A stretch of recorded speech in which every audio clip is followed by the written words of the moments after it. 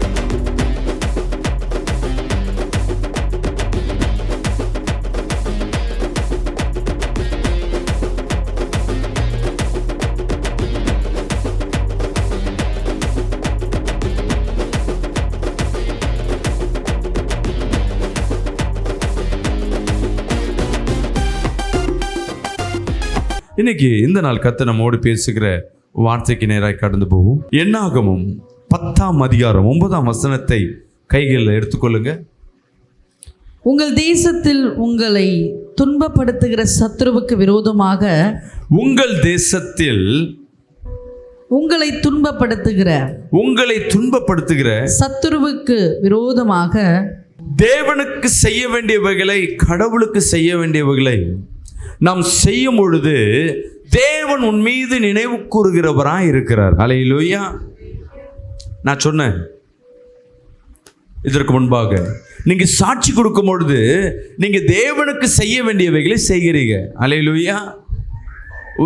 ஒரு அரை மணி நேரம் தேவனை ஆராதிக்கிறதுக்கும், தனிமையில் நின்று ஆலயத்தில் நின்று நீங்க ஆராதிக்கிறதுக்கும், ஒரே ஒரு சாட்சி, தேவன் செய்த சாட்சியை சபை மத்தியில் நீ சொல்றதுக்கும் 1 மணி நேரம் நீங்க ஆராதிச்சு தேவன் எப்படி மகிமைப்படுவாரோ, எப்படி தேவன் சந்தோஷப்படுவாரோ, அந்த ஒரு சாட்சி விசேஷமா இருக்கும். அல்லேலூயா. விசுவாசிக்காம சொல்லுமே. அப்ப நம்ம செயல்கள் தேவனை மகிமைப்படுத்துறதாய் காணப்படணும். மீண்டும் அந்த வசனத்தை முதல்ல இருந்து படிப்போம். உங்கள் தேசத்தில் உங்களை துன்பப்படுத்துகிற சத்துருவுக்கு விரோதமாக, உங்கள் தேசத்தில் உங்களை துன்பப்படுத்துகிற சத்துருக்கள் விரோதமாக யுத்தத்துக்கு போகும் பொழுது பூரிகைகளை பெருந்தொனியாய் முழக்க கடவீர்கள். அப்பொழுது உங்கள் தேவனாகிய கர்த்தருடைய சமூகத்திலே நீங்கள் நினைவு கூறப்பட்டு உங்கள் பகைஞருக்கு நீங்களாகி ரட்சிக்கப்படுவீர்கள்.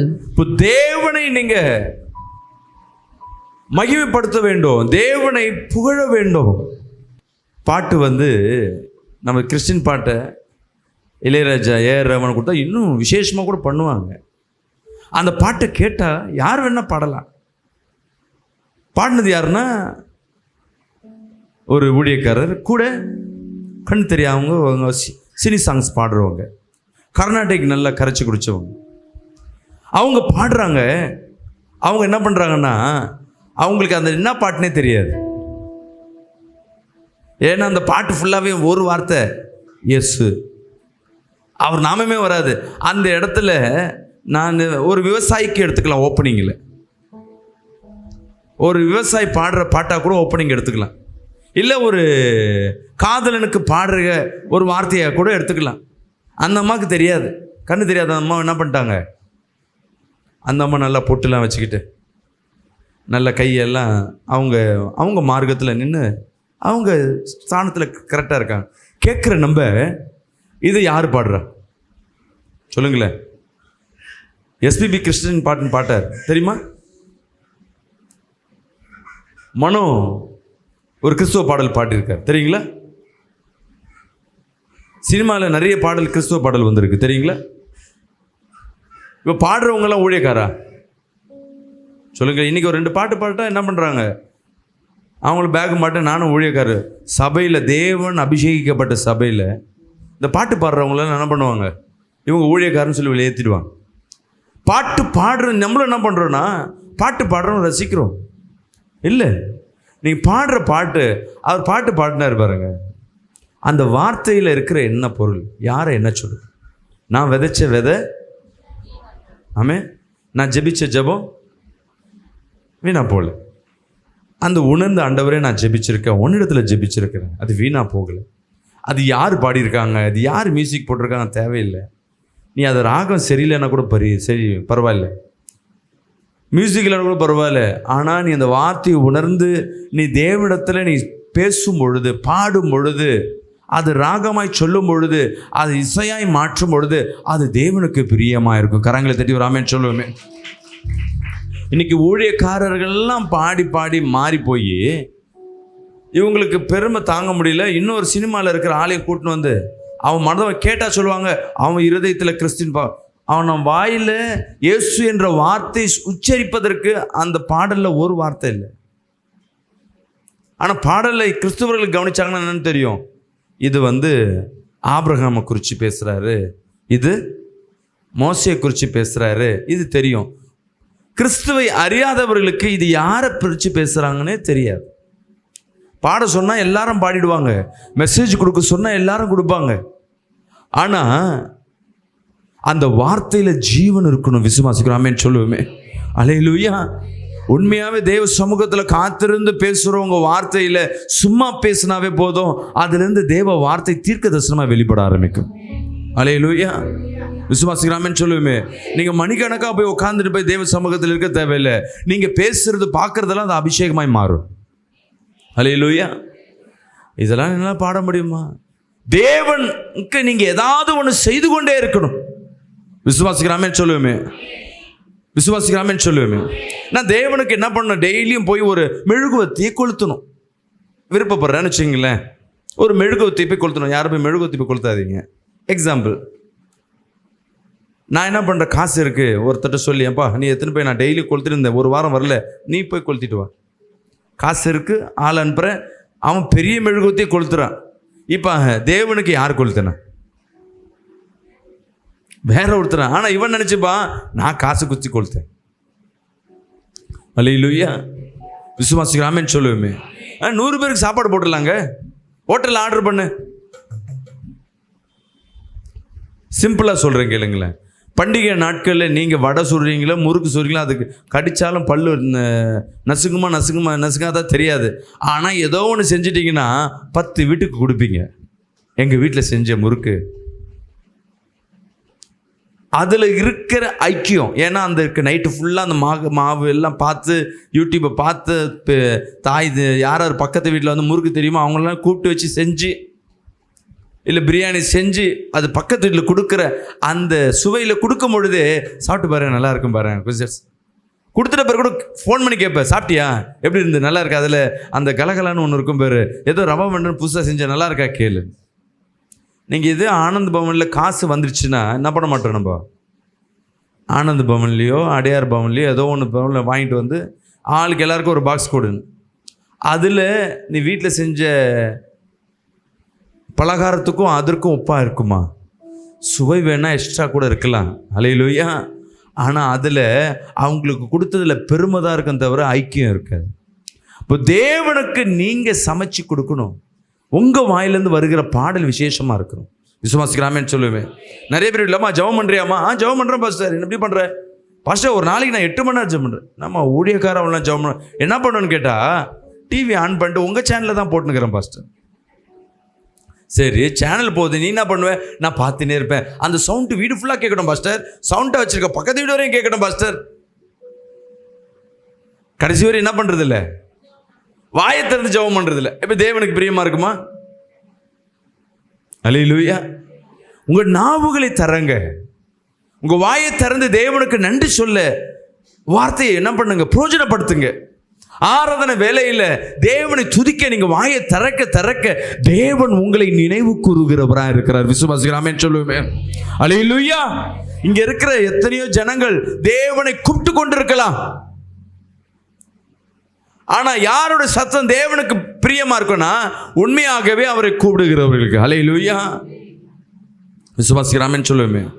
ஒன்று சொல்றேன், மரித்த எஸ்பிபி அவர் ஒரு பாட்டை, அன்புக்குரியன் பாட்டு பாடுறார். எப்படி இருக்கும்? நல்லா இருக்குமா? நல்லா இருக்காதா? மியூசிக்கோடு சூப்பராக இருக்குது. இந்த பக்கம் பல்லு இல்லாத ஒரு பாட்டியம்மா பாடுறாங்க. அதே அன்புக்குற கண்ணீரோடு தேவனை நினச்சி அவங்க செய்த அன்பை நினச்சி ஒரு பாடலை பாடுறாங்க. இங்கே மியூசிக்கோட பல ராகங்களோட அருமையாக இருக்கு, ஒரு குறை சொல்ல முடியாது. பெத்மன் சாயாவே என்ன பண்ணிட்டார், அவர் மிஞ்சினி பாடுறாரு. இங்கே வாயில் பாதி வார்த்தை பல்லு இல்லைன்னு எப்படி இருக்கும்? பேசுகிற வார்த்தையை கேட்காது. அதில் வயசான பாட்டி பாடுற மூச்சு வாங்கிட்டு பாதி வார்த்தை அந்த அன்புக்குருவன் வேற மாதிரி தான் வரும். ஆனால் அந்த வார்த்தை தேவனை உண்மையாகவே கண் கலங்கிட்டு அவர் மேலே, ஆண்டவரே என் பிள்ளைலாம் போனாலும் நீ என்னை என்ன பண்ணுங்க, என்னை ஆசீர்வச்சிரே ஆண்டவரே, நான் உன் மேலே அன்பு கூறுறேன் ஆண்டவரே, எனக்கு யாரும் இல்லை, உன்னை தான் நேசிக்கிறேன்னு அந்த நினைவோடு அன்பு கூறுறாங்க. அப்போ அந்த பாடலை இப்போ தேவன் எந்த பாடலை பார்ப்பாங்க, யாரை என் தேவன் நினைவு கூறுவார்? ஏம்மா அவர் அழகாக பாடுறாருமா, எவ்வளோ பாட்டல், லட்சக்கணக்கான பாட்டு பாடியிருக்காரு, அவார்டு வாங்கியிருக்காரு, நேஷனல் அவார்டு வாங்கியிருக்காரு. யாரை நினைவு கூறுவார்? அல்லேலூயா. ஏன்? அப்போது தேவனை நீ எப்படி பார்க்குற? இந்த ஆலம்பரம், அந்த ஆடம்பரம், அலங்காரம் இதெல்லாம் தேவனுக்கு தெரியாது. தேவன் பார்க்குறவரெல்லாம் பெரிய ஸ்கேனர், எக்ஸ்ரே ஸ்கேனர் மாதிரி. எக்ஸ்ரேல நீங்கள் உள்ளே அனுப்பிச்சிங்கன்னா தெரியும், நீ என்ன ட்ரெஸ் போட்டுக்கலாம் தெரியாது, உள்ளே இருக்க எலும்பு மட்டும் தான் தெரியும், மிஞ்சி போனால் சளி தெரியும். அல்லேலூயா. உண்மை தானே? அப்போ நீ என்ன மேலே போட்டிருக்க ட்ரெஸ்லாம் தெரியுமா? எக்ஸ்ரேல தெரியாது. அதே போல தான் என் தேவனுக்கு நீ என்ன பண்ணிட்டு இருக்க, நீ என்ன இந்த உலகத்தில் எப்படி வசதியாக இருக்க, இதெல்லாம் பார்க்க மாட்டார். உன் இருதயம் அவரோடு இணைந்து இருக்கா? விசுவாசிகளாமேன்னு சொல்லுவேன். உடனே உன்னை நினைவு கூறுவா. இந்த மாலை நேரங்களில் அநேகர் ஏதோ என்டர்டைன்மெண்ட், எவ்வளோ நாடகங்கள், எவ்வளோ வேலைகள், பிஸியாக சுற்றி கொண்டிருக்க மத்தியில் இந்த கூடாரத்தின் மத்தியில் உட்கார்ந்து கொண்டு அவரை நீ ஆராதிக்கிறேனா, அவரை கூப்பிடுகிறேனா, என் தேவன் உன்னை நினைவு கூறுகிறவரா இருக்கிற. கரங்களை தட்டி ஒரு ஆமென் சொல்லுவோமே. அல்லேலூயா, அல்லேலூயா. நீ எதை பற்றி கவலைப்படாத. என் வாழ்க்கை ஏன் இப்படி இருக்கு, எனக்கு ஏன் இந்த வேதனையான வாழ்க்கை, ஐயோ நான் கடைசி வரையும் நான் போராடி கொண்டே இருக்கணுமா, என் பிள்ளையோடு என் கணவனோடு போராடி கொண்டே இருக்கணுமா, ஐயோ காசு இல்லாதனால நான் கஷ்டப்பட்டு கொண்டே இருக்கணுமா, கடங்காரையாவே இருக்கணுமா? அல்லேலூயா. அநேக பிரச்சனையோடு வந்திருக்கலாம். இன்னைக்கு கர்த்தர் சொல்லுகிறார், உன்னை அவர் நினைவு கூறுகிறவரா இருக்கிறார். கரங்களை உயர்த்தி ஆமேன்னு சொல்லுவோமே. ஆமேன்னு சொல்லுங்க, இயேசுவே சொல்லுவாங்க. நீ வாயை திறந்து இயேசுன்னு கூப்பிடும் பொழுது அந்த உள்ளாந்த உள்ளத்திலேருந்து நீ வர்றதுக்கு வார்த்தை இருக்கு பார்த்துங்க, உடனே அவர் பார்ப்பார். எங்கே வேலை இருந்தாலும், பெரிய பெரிய சர்ச்சில் ஆராதனை பண்ணியிருந்தாலும் டக்குன்னு திரும்பி பார்ப்பார், இந்த பிள்ளை என்னை கூப்பிடுது. அல்லேலூயா. வருத்தப்பட்டு பாரம் சுமக்கிறவர்களே, நீங்கள் எல்லா இடத்துல வாருங்கள். நல்ல ஃபேன் ஷர்ட் போட்டு நல்லா கார் வச்சிருக்கிறவர்களே, நீங்கள் எல்லாம் என்கிட்ட வாங்கன்னு சொல்லியிருக்காரா? ஐஸ்வர்யா வானே என்கிட்ட வா, எல்லா வாழ்க்கையில திருப்தியா நன்மையா வச்சிருக்கிறேன், நீ என் கூட்ட வான்னு சொல்லல. வருத்தப்பட்டு பாரம் சுமக்கிறவர்களே, நான் உனக்கு இளைப்பாறுதலை தருகிறேன். அல்லேலூயா. திக்கற்றவர்களுக்கும் விதவைகளுக்கும் பேதைகளுக்கும் தான் அவர் நான் துணை இருக்கிறேன்னு சொல்லுகிறார். அல்லேலூயா. விசுவாசிகளாமேன்னு சொல்லுமே. யாராவது உங்களை பார்த்து என்ன யார் தெரியுமா, நான் முன்ன இப்படி இருந்தேன் தெரியுமா, அந்த மாதிரி யாராவது சொல்றாங்கன்னா ஒரே வார்த்தை சொல்லுங்க, நீ பெருமை கொள்ற, ஏசப்பா உன்கிட்ட இல்லை, ஏசப்பா என்கிட்ட இருக்கிறார். அல்லேலூயா. விசுவாசிகளாமே சொல்லுவோமே. என்ன பண்ணிடுவாங்க, என்ன பண்ணிடுவாங்க, உன்னையெல்லாம் என்ன பண்ண முடியும் நினச்சிக்கிட்டு என்ன வார்த்தைகள் சொன்னாலும் சரி, உங்கள் வாயிலேருந்து வருகிற வார்த்தை ஒன்றே ஒன்று தான். அவங்க யாராவது பெருமை இல்லை, பணம் பெருமை இல்லை, வசதி பெருமை இல்லை, இல்லை அதிகாரத்தின் உச்சகட்டத்தில் உன்னை நசுக்கிறார்களா? அல்லேலூயா. நீ கவலைப்படாத. ஒரு சகோதரி என்கிட்ட புலம்பிக் கொண்டே இருப்பாங்க, கால் பண்ணி, பாஸ்டர் என் கணவன் என்னை நசுக்கிறார், எங்கள் மாமியார் என்னை ஒரு கருவேப்பிலை மாதிரி கூட பார்க்கல. மூத்த மருமகள் இருக்குது, அவங்களுக்கு நல்ல மரியாதை, ஏன்னா நல்ல காசு, அவங்க வீட்டில் வசதி, எங்கள் வீட்டில் ஒன்றுமே இல்லை, எப்போ பார்த்தாலும் ஒன்றும் இல்லாத சொல்கிறாங்க. என் வார்த்தைக்கு மரியாதையே இல்லை பாஸ்டர், நான் வாழ்வதே வேஸ்ட்டு தான் இருக்கேன், என் பொண்ணுக்காக மட்டும்தான் வாழ்கிறேன்.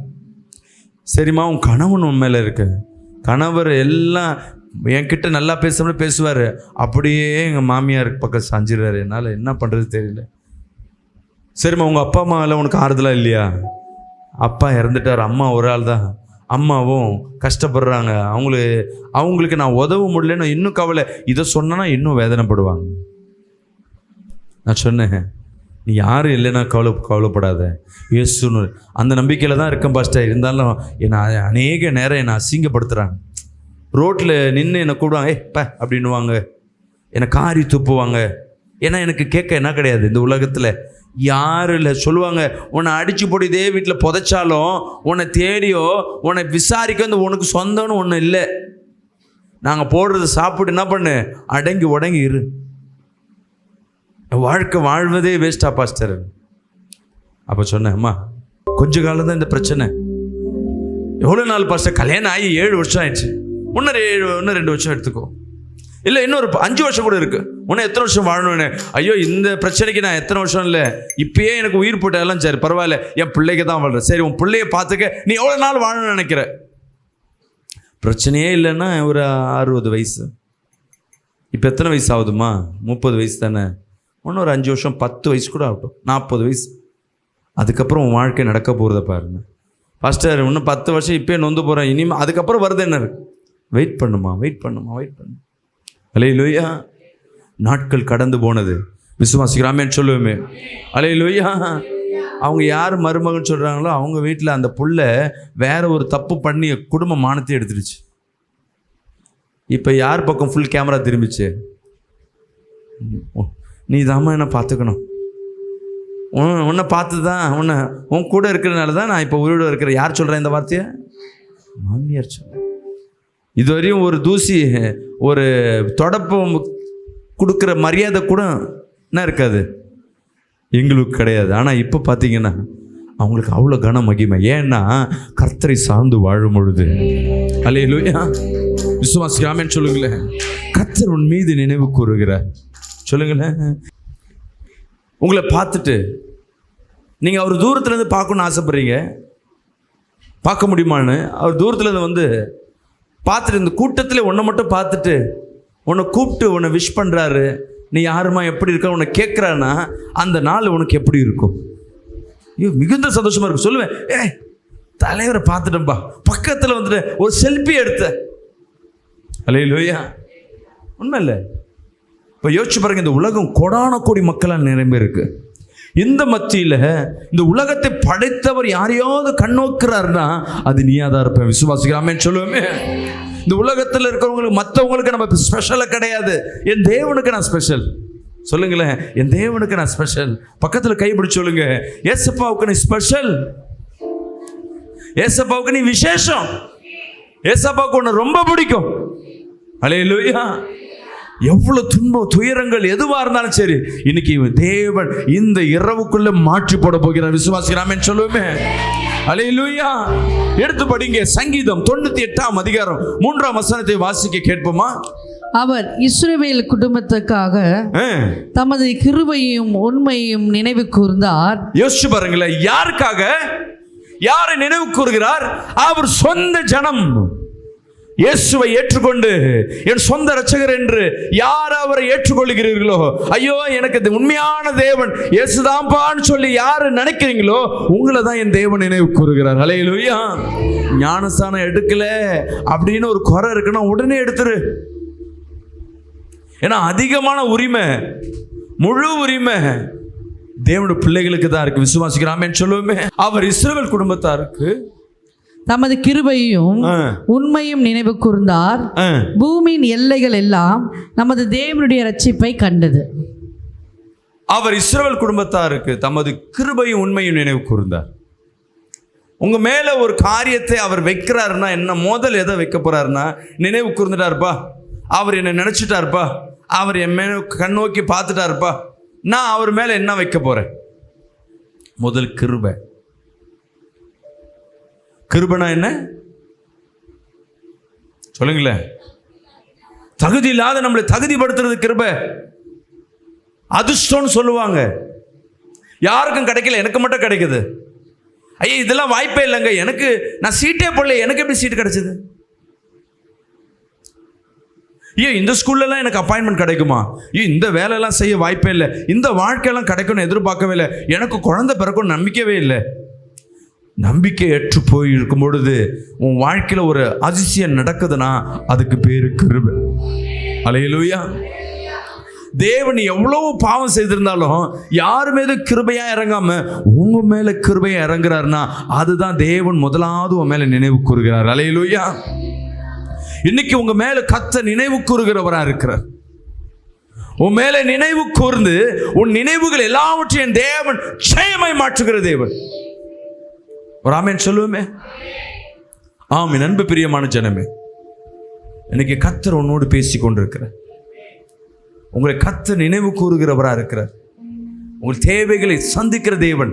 எனக்கு இது தகுதி இல்லை, எனக்கெல்லாம் குழந்தை பிறக்குமா, எனக்கு ஒரு வீடு கிடைக்குமா, எனக்கு ஒரு வாழ்க்கை அமையுமா,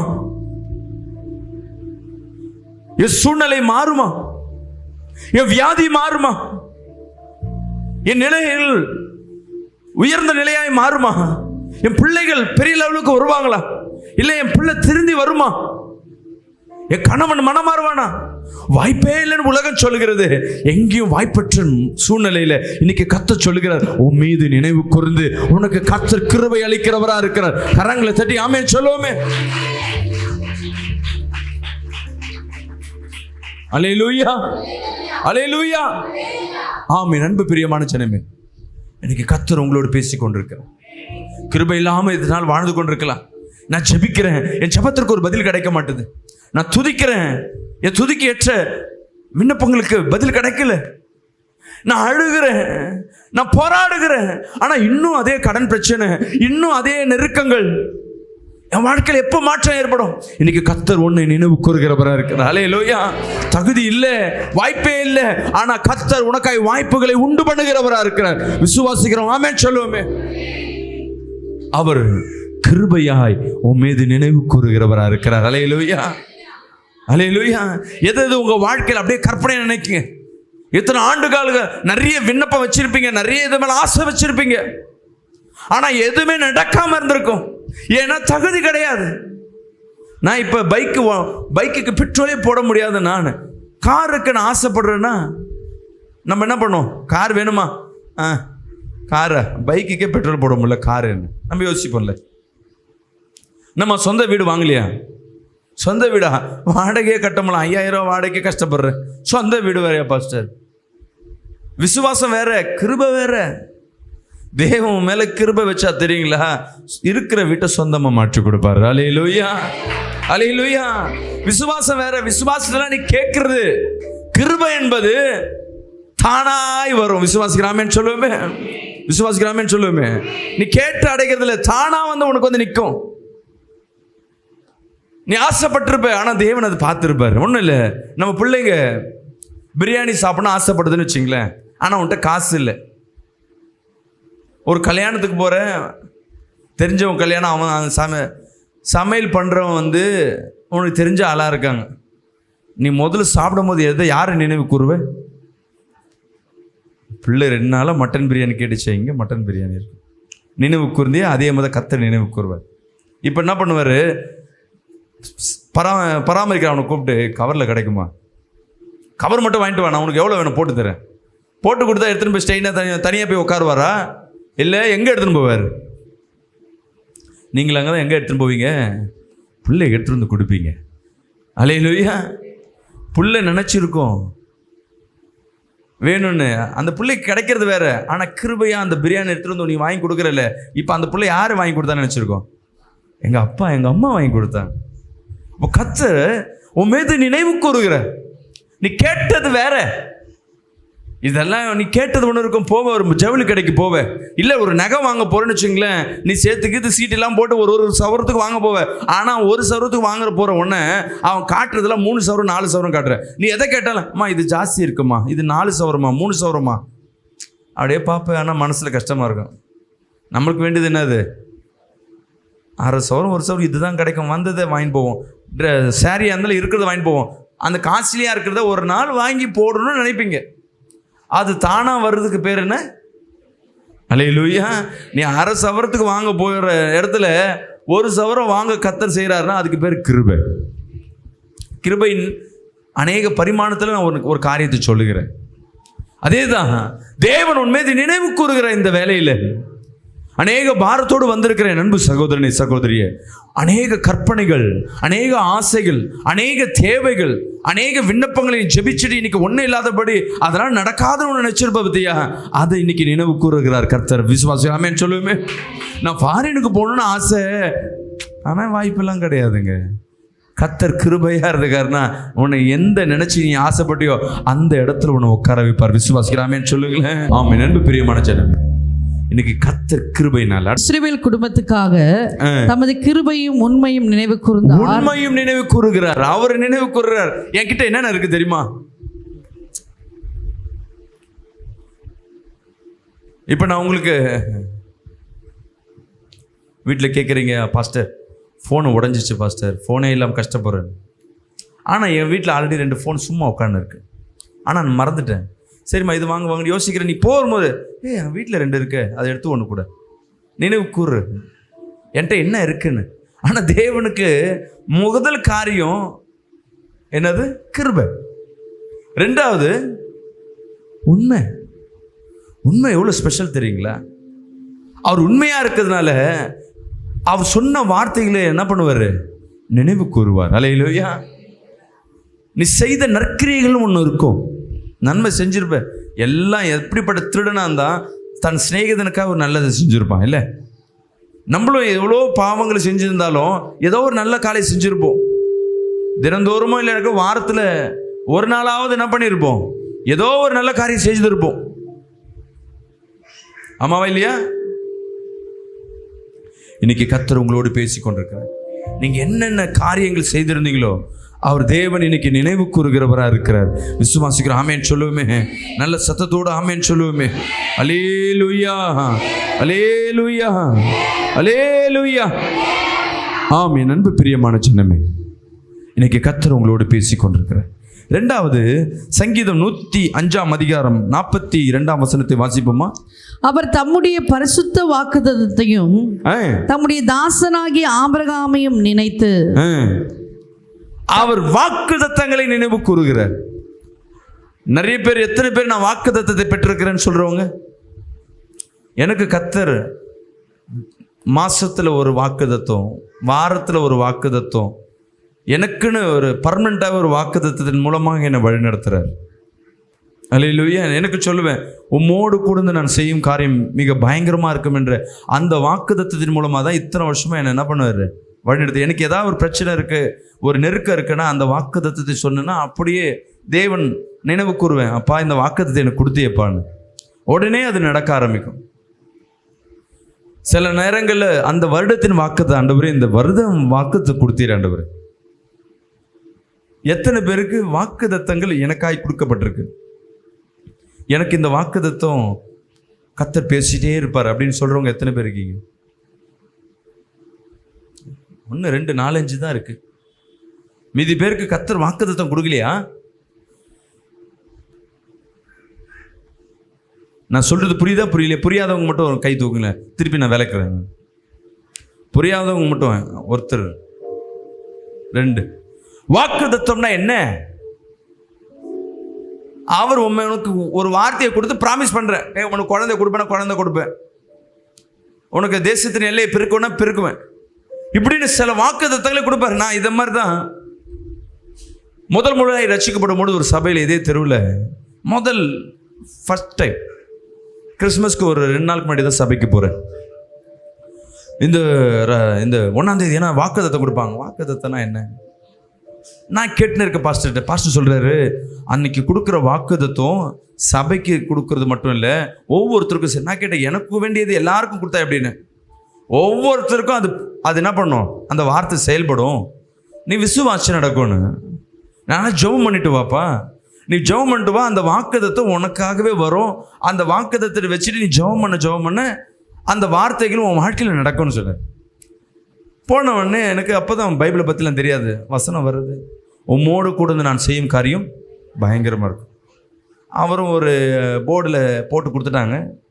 போர்டை வாங்கிட்டு, நீ ஆசீர்வாதமாக இருப்ப, நீ காரு வாங்குவ, வீடு வாங்குவ, அந்த மாதிரி எதுவும் வரல. எனக்கு ஆசை என்னென்னா கார் வாங்கணும், வீடு வாங்கணும்னு. இதில் அந்த மாதிரி எதுவுமே இல்லையே. அப்போது இந்த வருஷம் கார் கிடையாதோ, சரி எடுத்துக்கிட்டு போகிறேன். அப்போ எங்கள் வீட்டில் எங்கள் அங்கிள் ஒருத்தர் இருக்கிறார். அவருக்கு ஏசப்பா பற்றி தெரியாது. எங்கப்பா போயிட்டு வர? இல்லை, நைட்டெல்லாம் இருந்தோம், சர்ச்சில் வந்து வாக்குத்தத்தம்னு சொல்லி கொடுத்தாங்க. இந்த வாக்குத்தத்தம் அப்படியே நடக்குமா? அப்படியா? என்ன வார்த்தை? உம்மோடு கூட செய்யும் நான் காரியம் பயங்கரமாக இருக்கும். என்ன அது பயங்கரமாக இருக்கும்ல? என்னென்ன எழுதியிருக்கு, மிரட்டுற மாதிரி இருக்குது. கடவுள் இது மாதிரி வார்த்தையை கொடுப்பாரு, சும்மா தூக்கி ஓரத்தில் போடுப்பா, இதெல்லாம் நம்பின்னு இருக்கேன்னு. அவர் வாங்கி என்ன பண்ணுறார், தூக்கி போட்டார். நான் என்ன பண்ணேன், அவர் இருக்கும்போது எதுவும் பண்ணல, எனக்கு எதுக்கு அவர் மனசை கஷ்டப்படுத்தணும். போன பிறகு எடுத்து என்ன பண்ணிட்டேன், வச்சுக்கிட்டு, நீ உண்மையாக பேசுறியாருன்னு தூக்கி வச்சுட்டேன் நான் ஓரத்தில். ஒரு வாரத்தில் எனக்கு வேலைக்கு இன்டர்வியூ வருது. அந்த கம்பெனிக்கு நான் அப்ளை கூட பண்ணல, ஆனால் இன்டர்வியூ கார்டு மட்டும் வந்திருக்கு. எப்படிடா எனக்கு இன்டர்வியூ கார்டு வந்துச்சுன்னு தெரியலையே. உடனே என்ன பண்ணுறேன், நான் அந்த இன்டர்வியூக்கு போகிறேன். நான் ஏற்கனவே இந்த சாட்சி சொல்லியிருப்பேன். இன்டர்வியூவில் ஒரு 40-50 பேர் உட்காந்துருக்காங்க. எத்தனை பேர்? நான் எத்தனாவது படிச்சிருக்கேன்? 10th வரையும் தான் ஸ்கூலுக்கு போய் படிச்சிருக்கேன். நான் அதுக்கப்புறம் என்ன பண்ணல, ஒன்றும் படிக்கவே இல்லை. நான் வேலைக்கு போகிறேன், அப்பயும் நான் எதுவும் படிக்கல, 10th வரையும் தான் படிச்சிருக்கேன். எனக்கு தெரிஞ்ச இங்கிலீஷ் என்னது? நோ. பாருங்க, என் கூட நிறைய ஸ்டூடெண்ட்ஸ் இருக்காங்க உங்களுக்கு. நோ நோ, எஸ் எஸ், இதுதான் தெரியும். உள்ளே போய் பார்த்த உடனே ஒரு 30-40 பேர் உட்காந்துருக்காங்க. என்னப்பா வேலைக்குன்னு கூப்பிட்டு இத்தனை பேர் வச்சுருக்காங்கன்னு. ஒரு வேலை தான் இருக்குது, ஆனால் இத்தனை பேர் இன்டர்வியூ வந்திருக்காங்க. அவன்கிட்ட கேட்குறேன், நீ என்னப்பா படிச்சிருக்க? நான் எம்பிஏ லயலோவில் முடிச்சிருக்கேன்ற. நம்ம எம்புனா கூட எம்பிஏ வராது. இன்னொருத்தரை கேட்டால் நான் டிகிரி முடிச்சிருக்கேன், அதை முடிச்சிருக்கேன். நான் ஒன்று கேட்குறேன், அவன் இங்கிலீஷில் சொல்கிறான், புரியல. தலையாட்டின்னு சிரிச்சிட்டு கம்னு விட்டாச்சு. இப்போ நான் எதை நினைவுக்குறேன்னா, அந்த பாஸ்டர் சொன்னார் உடனே, உம்மோடு கூட, எனக்கு அதிகாரம் கூட தெரியல, உம்மோடு கூட வந்து நான் செய்யும் காரியம் மிக பயங்கரமாக இருக்குன்னு சொன்னீரு. இன்னைக்கு பயங்கரமான காரியத்தை நீங்கள் செய்யணும், நான் பார்க்கணும். வேலை கிடைக்கணும்னு நான் ஜெபம் பண்ணல. என்னை வந்து இந்த இடத்துல அசிங்கப்படக்கூடாது. உள்ளே இருக்கிறவன் யான்னு பார்த்தா, இன்டர்வியூ கொடுக்குறவன் நார்த் இந்தியாவிலேருந்து வந்திருக்கான், மும்பையிலேருந்து உட்காந்துருக்கான். ஏன்னா இந்த மும்பை கம்பெனி கேம்லின்னு சொல்லி ஒரு பென்சில் இருக்குல்ல, கலர் பென்சில், அந்த கம்பெனியில் அவன் எல்லோரும் கேட்குற முன்னாடி போன இங்கிலீஷ்லாம் எதில் இன்டர்வியூ எதில் கேட்குறான், தமிழில் இருக்கிறானு. அவனுக்கு தமிழ் தெரியாது, இங்கிலீஷில். உனக்கு இங்கிலீஷ் தெரியாதா? நான் ஆண்டவரே, நான் உள்ளே போகிறேன், நான் பேசுகிறது அவனுக்கு புரியுதோ இல்லையோ, அவன் பேசுறது எனக்கு புரியுதோ இல்லையோ, இங்கே வந்து அவமானப்படக்கூடாது. இப்படியே விட்டா கூட நான் போயிடுறேன் ஆண்டவரேன்னு. நானும் கேட்டை பார்த்துருங்க, திறந்தா நைஸாக தண்ணி குடிக்கிறோம், வெளியே போயிடலான்னு. வாட்ச்மேன் வாசல்லே உட்கார, நானும் போய் தண்ணி குடிக்கிற மாதிரி போகிறேன். நீங்கள் நிற்கக்கூடாது சார், நீங்கள் உட்காந்துருங்க சார். உட்காந்துருங்க 2 வாட்டி. என்னடா அவன் போக விட மாட்டேறானே. போனால் அடுத்தது 3வது ஆள் என் பேர், ஏன்னா அல்ஃபபெட்டுக்கு சீல இருக்கிறதுனால 3வது ஆளே நான். உள்ளே உட்காந்து, ஆண்டவரே இந்த வாக்குத்தத்தின்படி செய்யுங்க. அப்படியே கை கால் நடுங்கின்னு இருக்கு. முதல் கேள்வி என்ன கேட்குறாரு, டெல் அபவுட் யுவர் செல்ஃப். எனக்கு தெரிஞ்ச செல்ஃபு வீட்டில் இருக்கிற 3 shelf. Kitchen 1 shelf, hall 1 shelf, bedroom 1 small shelf. கை ஆக்ஷனோட அவர் பார்த்துனே இருந்தார். என்ன பார்த்துனே வந்துட்டு, தமிழ் தெரியுமா அப்படின்னு. நல்லா தெரியுமே. அப்போ தமிழ்லேயே பேச ஏன் கஷ்டப்படுற? இல்லை எங்கள் வீட்டில் 3 செல்ஃப் இருக்கு, நான் அதை கேட்கல, உன்னை பற்றி சொல்லுப்பா. நம்மளை பற்றி தமிழில் கேட்ட எப்படி போட்டு நம்ம பூந்து விளையாடுவோம்ல. சொல்லிகிட்டே இருக்கும்போது அப்போ அவர் கேட்குறாரு, சேல்ஸ் பற்றி எது தெரியுமா? நீங்கள் சொல்லிக் கொடுங்க, நான் கற்றுக்கிறேன் அப்படின்னு. சொல்லிக் கொடுங்களேன். சேல்ஸை பற்றி உனக்கு என்ன தெரியும்? நீ என்ன பண்ணுவேன்னு? பாலைவனத்தில் போய் மண்ணை விற்க சொன்னாலும் அந்த பாலைவனத்தில் போய் அந்த பாலைவனத்தில் மண்ணை அங்கேயே நான் விற்று காட்டுவேன் அப்படின்னு. அவர் அப்படியே பார்த்து, நீ பாலைவனத்துக்கு போய் அங்கே இருக்க மண்ணை விற்க சொன்னால் நீ விற்று காட்டுவேன் அப்படின்னாரு. உண்மையாக இட்டுன்னு போங்க, நான் விற்று காட்டுங்க, நீ வெளியே வெயிட் பண்ணப்பா அப்படின்ட்டு. அப்பா வெளியே வரும்போது மோடு நீ இருந்து நான் செய்யக்காரன் பயங்கரம்னு சொன்னீரே, நன்றி அப்பான்னு. நான் வெளியே போகிறேன், கூலாக வெளியே போகிறேன். அந்த வாட்ச்மேன் திருப்பி வாட்ச்மேன் உட்காந்துக்கிறேன். என்னாச்சு, இன்டர்வியூ முடிஞ்சிச்சான்னு? இல்லை வெளியே போக சொல்லிட்டாங்க. உள்ளே கால் பண்ணிக்கிட்ட அவரை வெயிட் பண்ண சொல்லிட்டாங்க. இல்லை உங்களை மட்டும் வெயிட் பண்ண சொல்கிறாரு. ஐயோ திருப்பியும் பிரச்சனையானு. உள்ளே போகிறாங்க வெளியே போகிறாங்க, உள்ளே போகிறாங்க வெளியே போகிறாங்க. என் பக்கத்தில் 3 பேர் வந்து உட்காடுறாங்க. மீதி அவங்களாம் வெளியே போயிட்டான். நான் அவன்கிட்ட கேட்குறேன், நீ என்ன சொல்லி உள்ளே உட்காரு? நானும் ஏதோ ஒன்று சொன்னேன், அவனை உட்கார வச்சுட்டுக்கிறானுங்க. அப்போ நம்மளாம் பிரச்சனையால போலுக்கு ஒன்றும் இன்டர்வியூ எல்லாம் போயிட்டாங்க. முடிச்ச உடனே இந்த மேனேஜர் உள்ளேருந்து வெளியே வர்றாரு. கிட்ட வந்துட்டு என் தோட்டில் கை வச்சுட்டு, நீ மட்டும்தான் செலெக்ஷனாக இருக்க, அடுத்த 1ஆம் தேதியில வந்து ஜாயின் பண்ணிக்கோ, மீதி ரெக்கார்டில் உள்ள கொடுத்துட்டு போய். எனக்கு ஒன்றும் புரியலை. அல்லேலூயா. அப்போ அந்த வாக்கு தத்துவம் இருங்க, அந்த வாக்கு தத்துவம் அப்போ திருப்பி அந்த நினைவுக்கு வருகிற அந்த வார்த்தையை. அப்பா தேவன் எப்படிப்பட்டவர்! சின்ன வார்த்தை, நான் உம்மோடு கூட நான் செய்யும் காரியம் பயங்கர பெருசு. ஓ இதுதான் நான் தகுதியே இல்லை, வேலையை நான் வாங்கி கொடுக்கறது ஒரு அதிசயம். அங்கே நான் கேட்டது ஒன்று தான், அவமானப்படக்கூடாதுன்னு. ஆனால் அந்த வாக்கு தத்துவம் அவ்வளோ பெரிய வார்த்தையை கிரியை செய்யும்னு நான் நினச்சி கூட பார்க்கல. விசுவாசிக்கிறாமேன்னு சொல்லுவேமே, அன்னிலேருந்து என் வாழ்க்கை மாற ஆரம்பிச்சது. லாஸ்ட்டாக வேலையை ரிசைன் பண்ணும்போது மாதம் 2 லட்ச ரூபாய்க்கு மேலே சம்பாரிச்சு. அதுக்கப்புறமேட்டு டிகிரி படித்து MBA வரையும் படிக்க ஆரம்பிச்சு. ஆனால் முதல் வாய்ப்புகளை கொடுத்தது என் தேவன். அல்லேலூயா. விசுவாசிக்கிறாமேன்னு சொல்லுவேமே, இதுதான் கேட்குறேன், வாக்கு தத்துவம். நான் அந்த வருஷம் வாக்கு தத்துவத்தை இந்நாள் வரையும் நான் பயன்படுத்தி கொண்டிருக்கிறேன். நீங்கள் ஏதாவது வாக்கு தத்துவத்தை பெற்றிருக்கீங்களா? இப்போ நான் சொன்னது புரிஞ்சிருக்குன்னு நினைக்கிறேன். மொபைலில் வர வாக்கு தத்துவம் உனக்கு வர வாக்கு தத்துவம் அல்ல. சபைகளில் வருகிறது தான் உனக்கு வருகிற வார்த்தை. ஞாயிற்றுக்கிழமை வருகிற வார்த்தை வாக்கு தத்துவன்றது வேற. 1ஆம் தேதிக்கு கிடைச்சதா இருக்கலாம், நியூ இயருக்கு கிடைச்சதா இருக்கலாம், இல்லை அடிக்கடி ஒரே வசனம் உன்னோட இடைப்படும். ஒரு ஆமேன் சொல்லுவோமே. இந்த ஆட்டோவில் எழுதி வைக்கிறதெல்லாம் நீ பேசக்கூடாது. இந்த வீட்டில் எல்லா வீட்லேயும் என்ன ஒட்டி வச்சுருப்பாங்க? வசனம் ஒட்டி வச்சுருப்பாங்க. கடையில் பார்த்தீங்கன்னா 20 வசனம் மட்டுமே மாறி மாறி இருக்கும். ஒரு காமனாக இருக்கிற வசனத்தை விற்பாங்க. அந்த வசனமும் உன் வசனம் கிடையாது. நீ வீட்டில் பார்த்து அது எனக்கு பேசுகிறதா இல்லை. நீ கேட்டு சபைகளில் கேட்டு வரும்பொழுது தேவன் பேசுகிற ஒரு வசனம் தான் உனக்கு வாக்குத்தத்தம். விசுவாசிக்கிறாமேன்னு சொல்லுவோமே. அல்லேலூயா. அந்த வாக்குத்தத்தங்கள் உன் வாழ்நாள் முழுவதும் நீ பிரயோஜனப்படும் பொழுதெல்லாம் அதை பிரயோஜனப்படுத்த அந்த வாக்குத்தத்தம் ஜீவனோடு உன்னோடு அது கிரியை செய்யும். விசுவாசிக்கிறாமேன்னு சொல்லுவோமே. இதுவரையும் நான் அந்த வாக்குத்தத்தத்தை வாங்கும் பொழுது என் சம்பளம் 800. இன்னைக்கு நான் மாதம் 7 லட்ச ரூபா செலவு பண்ணுறேன். அப்போ கர்த்தர் பாருங்க எவ்வளோ பெரிய காரியங்கள். ஏதாவது பெரிய பிரச்சனை வந்தாலும், ஆண்டவரே நீ தான் எனக்கு சொன்னீர், உம்மோடு கூட நான் செய்கிற பயங்கரன்னு, என் கூட நின்று நீ செய்கிறது பயங்கரன்றதை மற்றவங்க பார்த்துட்டு சொல்லணும். அல்லேலூயா. கர்த்தர் உங்கள் வாழ்க்கையிலையும் கர்த்தர் செய்வார். இப்போ வாக்குத்தத்தங்கள் எத்தனை பேர் வாங்கி வச்சிருக்கேன்? நான் அந்த மாதிரி வாக்குத்தத்தத்தை நான் உணரல பாஸ்டர்னு சொல்கிறவங்க மட்டும், இல்லைன்றவங்க மட்டும் கை தூக்குங்க. 1, நீ வாங்கிட்டியாம்மா வாக்குத்தத்தம்? நீங்கள் வாங்கிட்டீங்களாம்மா? நீங்கள் இல்லையாம்மா? நீங்கள் இல்லை, நீங்களே இல்லை.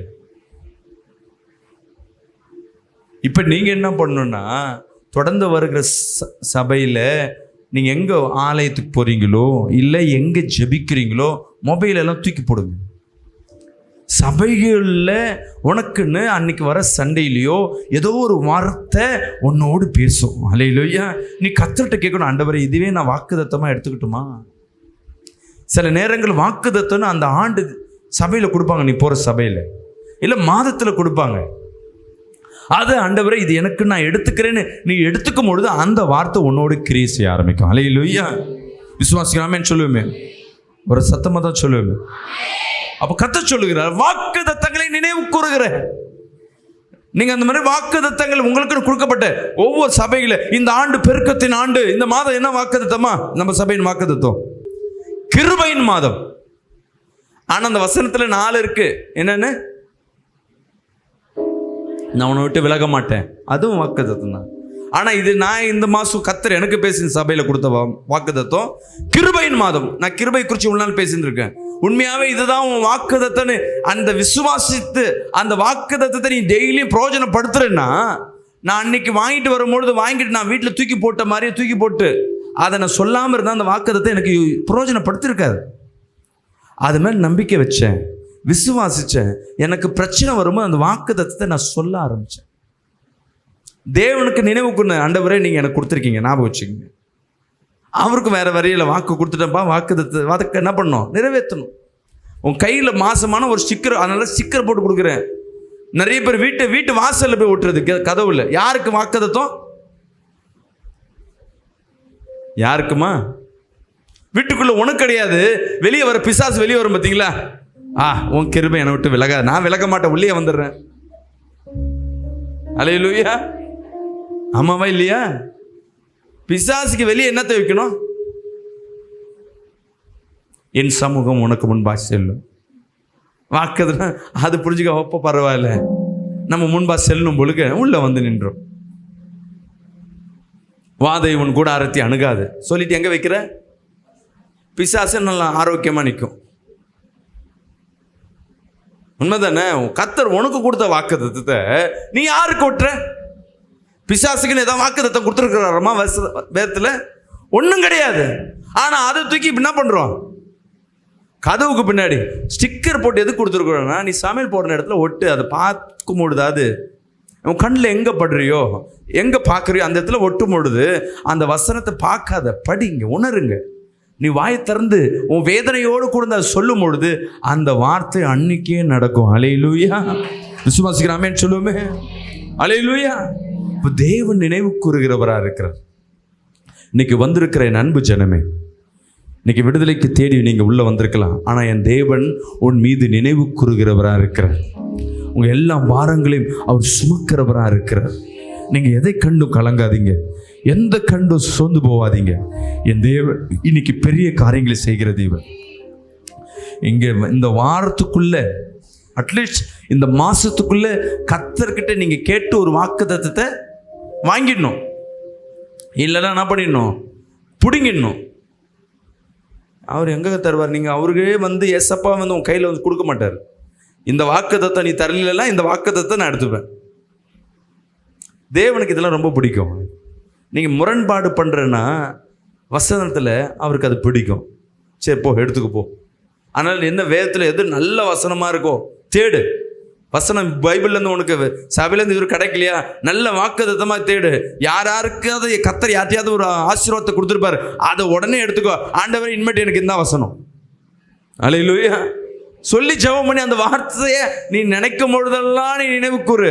அந்த வார்த்தையை சொல்ல அது நடக்கும். அல்லேலூயா. ஒரு ஆமென் சொல்லுவோமே. அப்படி கண்களை மூடி